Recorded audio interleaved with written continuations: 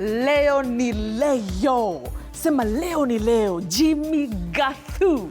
Sema leo ni leo. Leo ni leo. No, sema ni ile sekeja madeli. Leo ni leo. Dafu kumbia nipige mic lakini hapana. Leo ni leo. But you know, today I'm with a living legend. I am with a living legend. This is the first time that we actually meet. You know, people will think at this in my best. Kutana. No. Thank you so much for coming on the show tonight. Oh my goodness. Like, how do you feel like being one of the pioneers of TV? Like, but then you know a funny fact. Tell me. You started your career in 1990. Yes. I was born 1989. Actually, nilianza 89. When I was being born. Yes. And look at us. Look at us now. Oh my goodness, you look great. It's so good to have you. Jimmy Gathu, guys, he's an MC, actor, TV producer, TV host, radio host. Nini ngine nimesahau? Father. Oh, yeah. Grandfather. Grandfather? Hey, dude, you've been in the streets, man. All right, guys. So tonight is going to be a fantastic show. Of course, we have the top stories tonight. We have Jimmy Gathu here in the building. And, of course, Willis Ocheng, who's going to be joining us live and direct from Kisii County. Do you know you don't say elephant? You say elephant. Pambana. Hiya, guys, you know what? Let's get the show started with the highlights.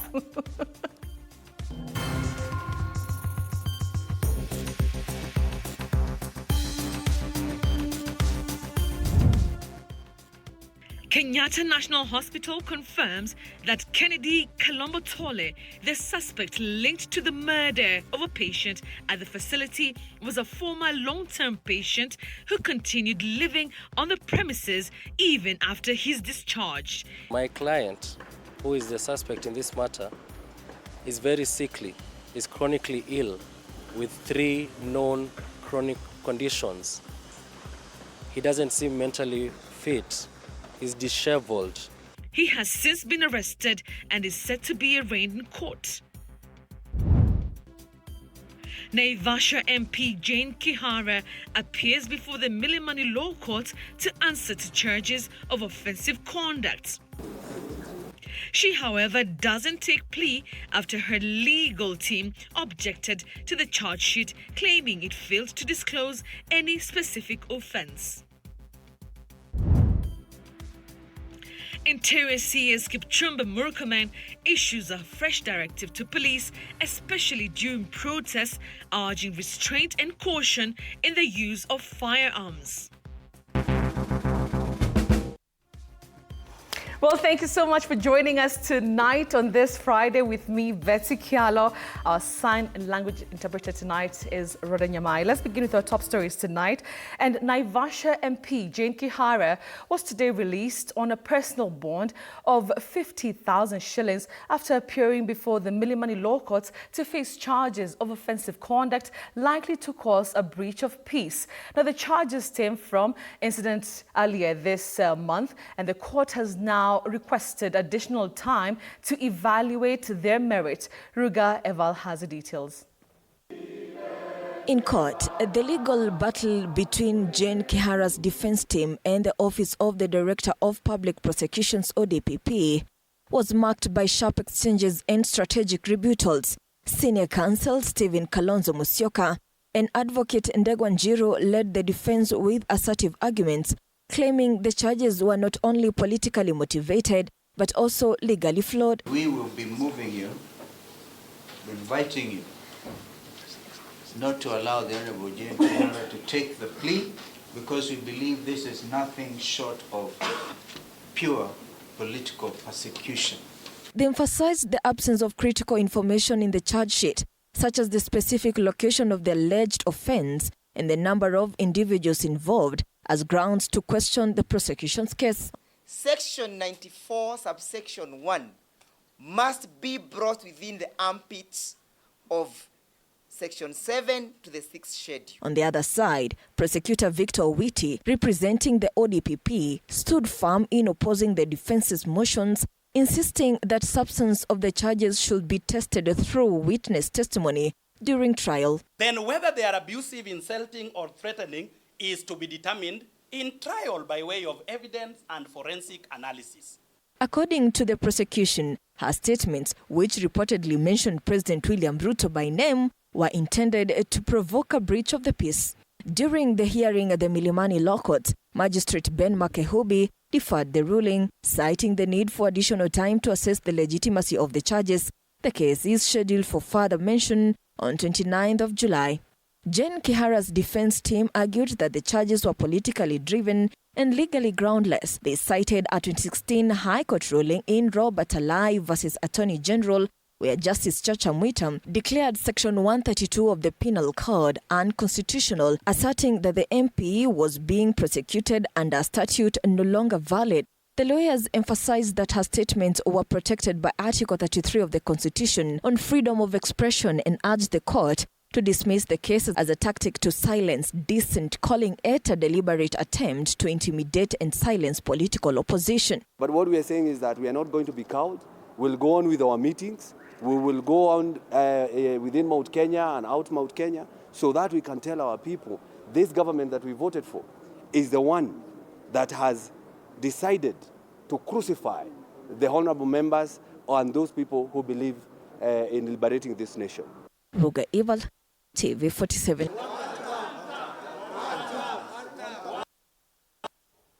Thanks, Rugal, for that. Now, tonight, we shed light on how the Ministry of Interior is addressing the controversial use of police use of firearms during protests. Now, the government is seeking to strike a balance between maintaining order and respecting human rights. While speaking in Samburu, Transport CS, actually the Interior CS, Kipchumba Murkomen, emphasized that any individual found involved in the illegal firearms trade will face the full force of the law. Paul Kirobi has the details. Following allegations that a section of police officers used excessive force and discharged firearms against protesters during the recent Sabasaba demonstrations, the Ministry of Interior has moved swiftly to review and streamline guidelines on how such situations should be handled. Public pressure intensified just days after reports emerged that several youths were allegedly shot without just cause during the protest. In a statement issued today by Cabinet Secretary for Interior Kipchumba Murkomen, the ministry reiterated that under current policy, a police officer is not permitted to discharge a firearm at a person unless there are reasonable grounds to believe that the individual is committing or is about to commit an act likely to endanger the life of the officer. However, in situations where an officer feels unsafe, the policy urges them to assess the suspect's behavior and level of resistance before resorting to use of force.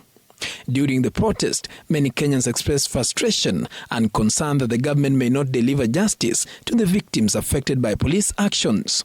To enhance accountability, the Ministry of Interior emphasized that officers involved in incidents of force or firearm use will be subjected to an independent investigation process, as outlined in Section 24, Part 3 of the IPOA Act. The ministry further urged full cooperation from police officers during such investigations. This directive places law enforcement at a crossroads, especially considering the recent wave of public demonstrations across the country. While touring Samburu County to assess the state of security, CS Murkomen also issued a stern warning to individuals involved in illegal firearm sales, saying the government will not sit back and allow acts of banditry to continue. Kwa ministry na kwa government, tuta increase ile special team yenye inapambana na majangili kama hawa. Hamtaona, pengine mtangojea polisi wengi, lakini tutatuma wachache. Na hiyo wachache kuna kitu watafanya. Paul Kirobi, TV 47. Now, the Kenya Kwanza leadership led by Deputy President Professor Kithure Kindiki has called on youth to avoid politics of incitement and violence, which he says only benefits selfish politicians. While speaking during a series of empowerment events in Western Kenya, Kindiki urged the region to support President Ruto's development agenda, while other leaders, including Prime Cabinet Secretary Musalia Mudavadi, warned against intimidating the Independent Electoral and Boundaries Commission. Well, our senior political reporter, Elizabeth Mutsugu, has the details. The Kenya Kwanza Brigade, led by Deputy President Professor Kithure Kindiki, pitched camp in the Western region as part of series of political and development engagements. Professor Kindiki presided over a number of women empowerment forums across Kakamega and Busia counties, emphasizing the government's commitment to inclusive growth. Addressing gatherings, Kindiki and other Kenya Kwanza leaders made a clarion call to the youth, urging them to shun violence and political incitement, especially in the wake of recent demonstrations that saw widespread looting, destruction and unrest. Ruto hata bado hajagurumisha mashini yake ya siasa ya campaign.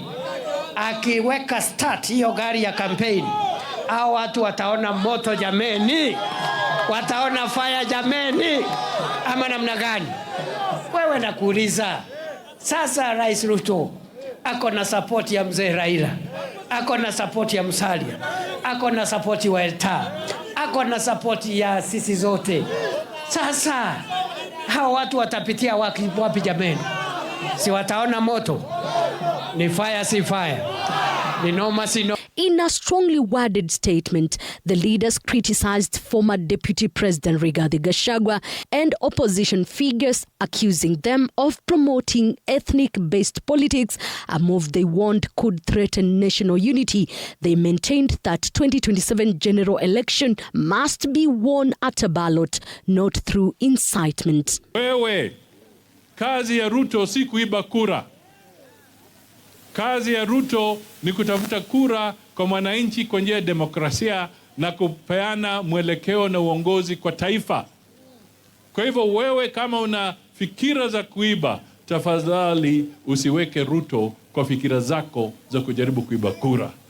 And every single Kenyan, from whatever community, from whatever region, from whatever race, to have an opportunity to compete for the leadership of this country bila kupaguliwa.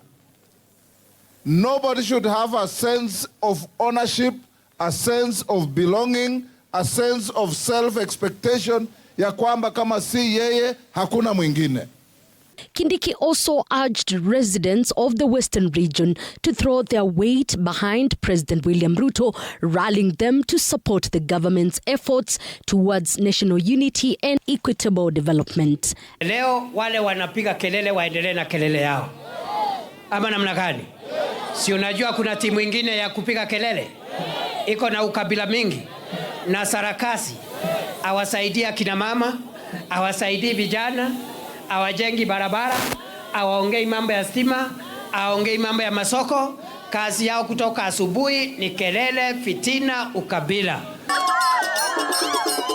Elizabeth Mutuko, TV47, Nairobi. Well, thanks, Elizabeth, for that report. Now, a village in Gatundu South is reeling from shock after a man identified as John Mwaura allegedly stabbed his wife multiple times in the neck before taking his own life. Now, the incident occurred in Kimiritia village, Kiambu County. Now, listen, reports indicate that the couple had long-standing domestic issues, with a major point of contention being the wife's decision to attend a church the husband disapproved of. Now, the wife is currently undergoing treatment, and this report that is coming up has been produced by Fatima Suleiman. Take a look. A family dispute over religious differences ended in tragedy when a local man fatally stabbed his wife before taking his own life. Jana yeye aliamkia wakavurugana, wakati alimduga na kisu yeye alienda akajinyonga. According to neighbors, the couple had a history of conflict centered on the wife's choice of church. The husband strongly objected to the congregation's teachings and had forbidden his wife and children from attending. Zozo tukisikia ulitokana na church. Kuenda church ile mzee hatakagi. Akiwaambiwa aache kuenda hasikii. Last Sunday walikuwa wamepigana na bibi yake huko kwa kanisa. Na pastor wa hiyo kanisa na bibi wakampeleka kwa police station.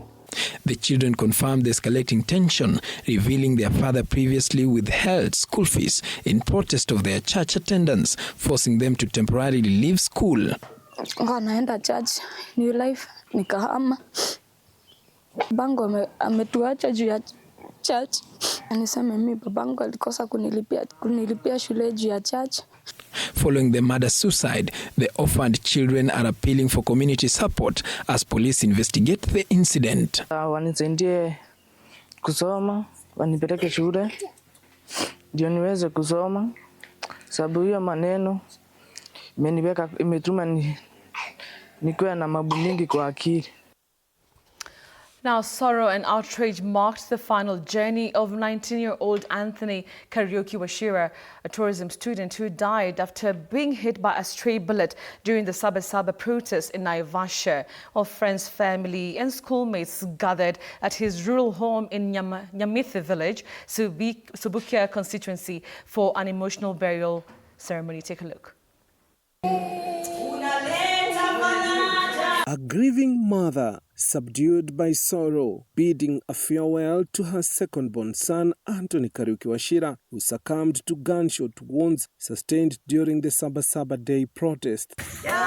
With mourners, friends and family gathering in Nyamithi village, Subukia constituency, to pay their last respect. Huyu mtoto alikuwa mtoto wangu wa pili na alikuwa ni kusoma anasoma, lakini hiyo siku hakuwa kwa masomo, alikuwa ameendea pesa mahali tunapelekaga managu. Hii vita yote hata kama ni ya kisiasa, wacha tungangane watu wazima sisi, lakini watoto waendelee kukua. That is my appeal. It's not fair, it's not right. The young, disillusioned, expressing deep frustrations within a government they say once overflow with promises, now all but forgotten. We are very hopeless.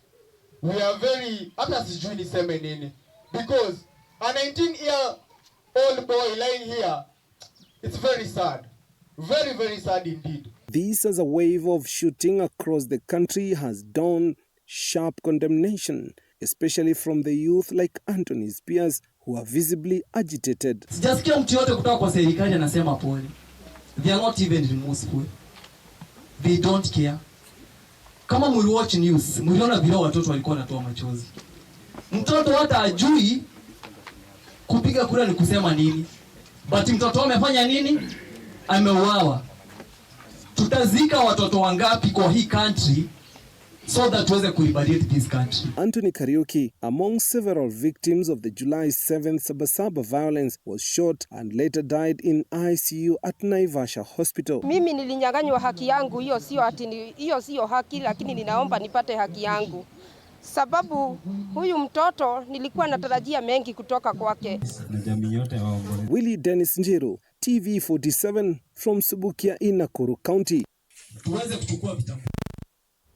Now, Kennedy Kalombotole, the prime suspect in the brutal killing of 2 patients at Kenyatta National Hospital, has been arrested and is now facing murder charges. Now, the double homicide has sent shockwaves across the country and raised serious concerns over patient safety in public health institutions. Well, Faith Wangari tells us more.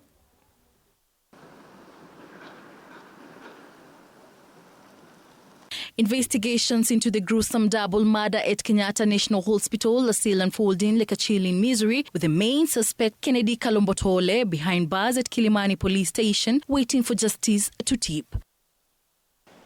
Evidence can be planted, but without even going into that, the reason my client was not presented before a magistrate this morning or a judge is because the DPP was not satisfied that the evidence met the threshold required. So even they don't believe they have enough evidence to charge him.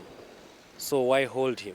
Preliminary findings have peeled back to the first layer of this dark tale, revealing a trail of blood believed to belong to the suspect and a knife found at the scene suspected to be the murder weapon. In a statement to the press, Kenyatta National Hospital said it is working hand in hand with the law enforcement, committing to review its internal security systems and patient surveillance protocols, a move prompted by what the hospital describes as a shocking betrayal to its core mission, that is to heal, not to harm. The hospital also emphasized that the suspect had been discharged from care and was never meant to become part of a permanent fixture within its walls, underscoring that they are a hospital, not a holding cell. KNH has formed an internal committee to dig deeper into the roots of this tragedy, working hand in hand with police investigations. Post-mortem examination is set to be conducted to unlock the final piece of the puzzle, the exact cause of the death. As the investigations rumble on like a distant thunderstorm, Kenyatta National Hospital now stands in the eye of public storm, facing facing serious allegations and a nation audience demanding truth, justice and change. Faith Wangari, TV47.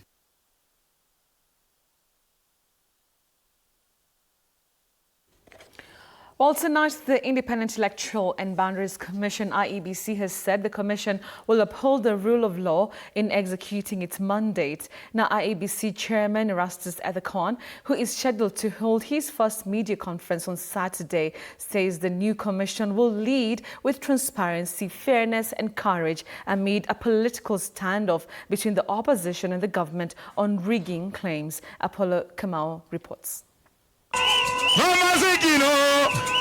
Ahead of the new IEBC commissioners made an address to the nation from Mombasa on Saturday on the country's election roadmap, amid a heated debate on rigging claims, President William Ruto's allies, led by Prime Cabinet Secretary Musalia Mudavadi, told off their colleagues in Kenya Kwanza, who have vowed to manipulate the vote in favor of President William Ruto's victory in 2027.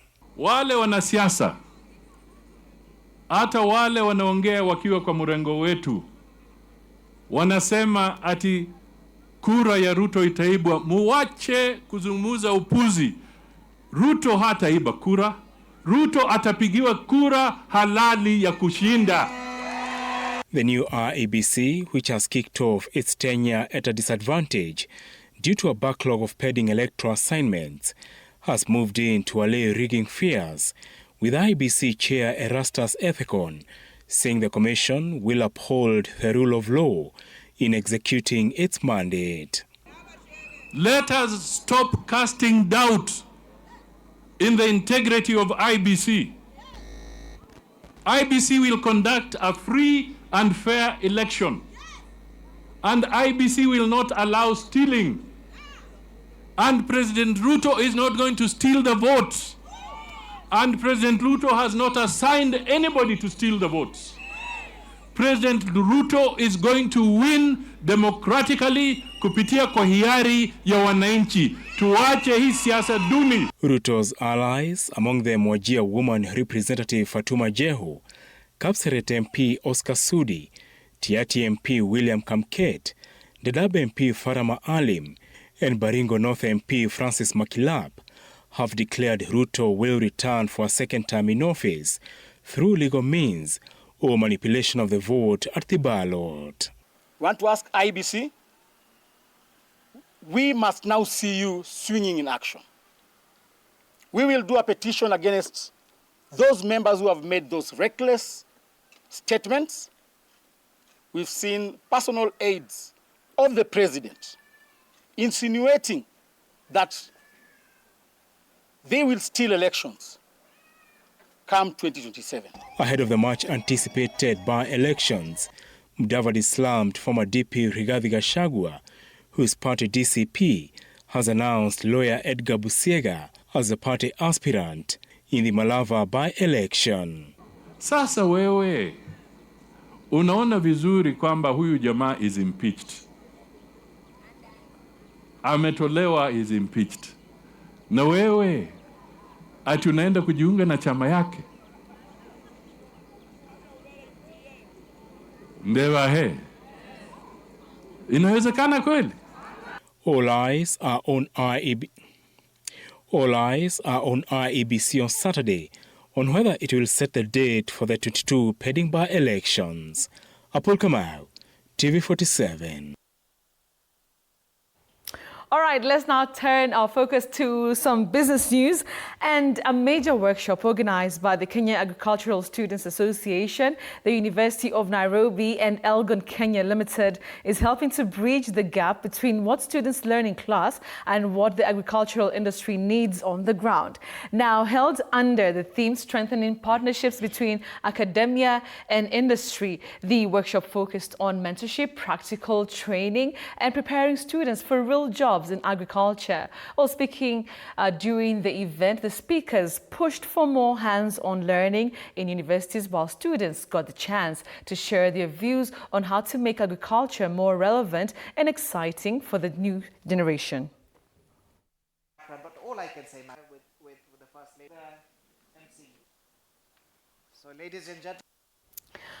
Now, Tourism Cabinet Secretary Rebecca Miano has announced that the national government will be partnering with counties to make the most out of the unique tourist attractions found in each region. Well, she said that Kenya has huge potential in both local and international tourism because of its rich cultural and natural diversity. Well, Miano was speaking during the flag-off of the Africa Water Rafting Competition in Murang'a County, where she emphasized that strong cooperation between the two levels of government will create new jobs and boost businesses in hospitality, transport and trade. Well, Murang'a Governor Irungu Kang'ata welcomed the plan, saying it would help put Murang'a on the tourism map and give the local economy a much-needed boost.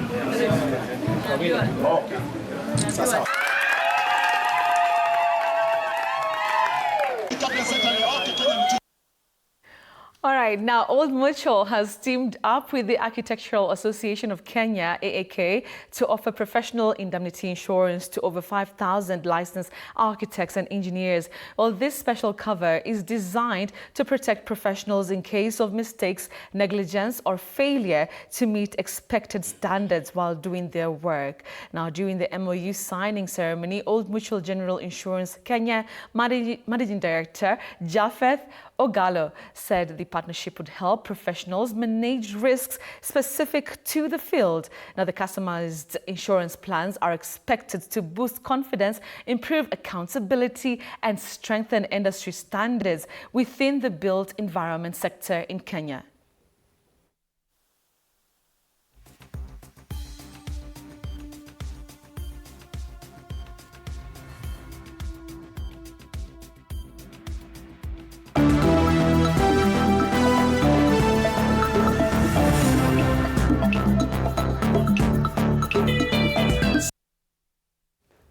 All right, let's now move on to some sporting action. And the national government, working together with the Kilifi County government, has announced plans to build a new 10,000-seater stadium in Kilifi. Now, the project is part of a bigger effort to grow sports from the grassroots and, of course, support young talent across the region. Well, Cabinet Secretary for Youth Affairs, the Creative Economy and Sports, Salim Vuria, confirmed the development after a meeting with the Governor Gideon Mung'aro. He said the stadium will meet international standards and is part of Kenya's wider plan to empower youth through sports and create more opportunities in the creative and athletic sectors.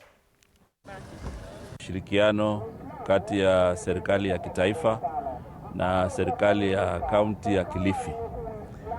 Kwa sababu nia na ruwaza ya Mheshimiwa Rais Daktari William Samoei Ruto ni kuhakikisha kwamba tunakuwa na miundo msingi mashinani ile ambayo itaweza kuhimili na kuzipata talanta kwa wakati unaofaa na katika nchi yetu ya Kenya. Tulikuwa na mpango wa kujenga kiwanja hapa toka mwaka jana.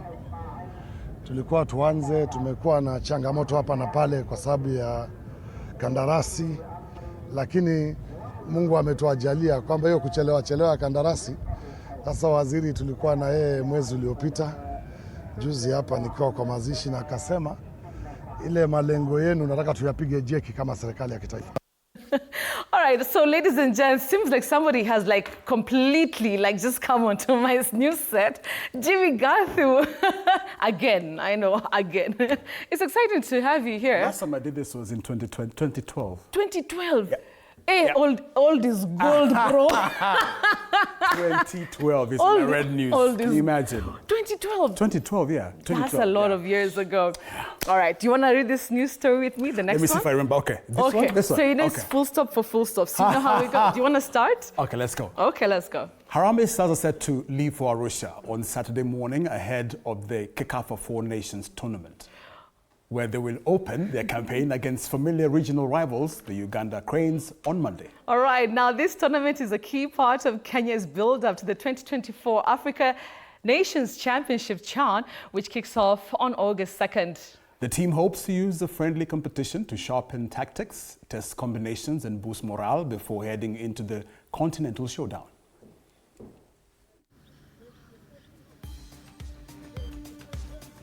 most of the players. Of course, we still have another 2 more weeks, I think, before the actual tournament starts. So now you kind of just want to focus on getting the team organization and establishing who's going to be the first 11 and that, but fitness levels and. The Junior NBA and FDA basketball experience celebrated their 1-year anniversary with exhibition matches held Friday morning at the Kenya Academy of Sports in Nairobi. All right, well, over 300 under-17 boys and girls, including children with special needs, were split into 8 teams and trained by professional basketball experienced coaches before facing off in the friendly matches. The program, which combines sports training with life skills and mental wellness support, has impacted more than 52,000 children so far. Well, it has also helped refurbish and build basketball courts in major urban centers across Kenya.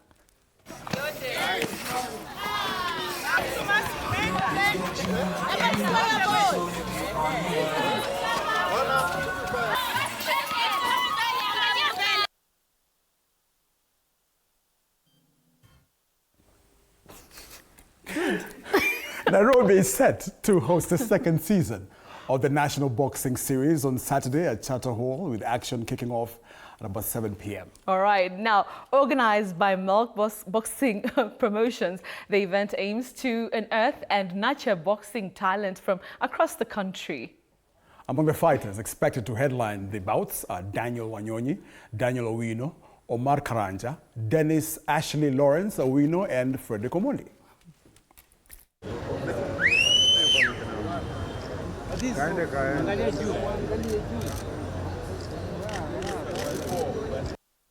Well, you still got it from 2012, manze. Imagine. Angalia. White hair imejaa lakini bado when you let him say. Take us for a break. All right, more to come with Betty and I. Stay with us. We'll be right back. There we go.